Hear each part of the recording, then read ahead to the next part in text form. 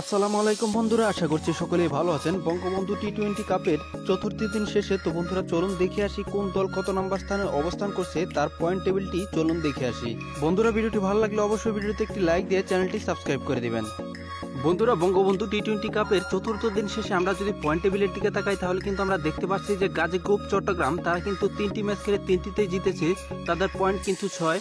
তারা কিন্তু পয়েন্ট টেবিলের সর্বপ্রথম অবস্থান করছে।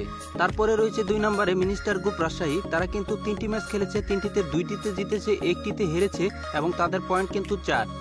তারপরে রয়েছে জেমিকন খুলনা, 3 নম্বরে রয়েছে জেমিকন খুলনা 4টি ম্যাচ খেলেছে, 2টিতে জিতেছে, 2টিতে হেরেছে এবং তাদের পয়েন্ট কিন্তু 4।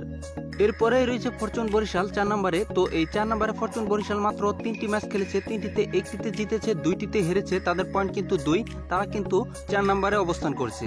তারপরে সবার শেষে অবস্থান করছে বেক্সিমকো ঢাকা, তারা কিন্তু 3টি ম্যাচ খেলেছে, 3টিতে হেরেছে, তাদের পয়েন্ট কিন্তু 0। তারা কিন্তু সর্বশেষ স্থানে অবস্থান করছে পয়েন্ট টেবিলের। তো বন্ধুরা, এই ছিল লেটেস্ট আপডেট পয়েন্ট টেবিলের 2020 সালের বঙ্গবন্ধু টি-20 কাপের। দেখা হবে পরবর্তী ভিডিওতে। ভালো থাকবেন সবাই, আসসালামু আলাইকুম।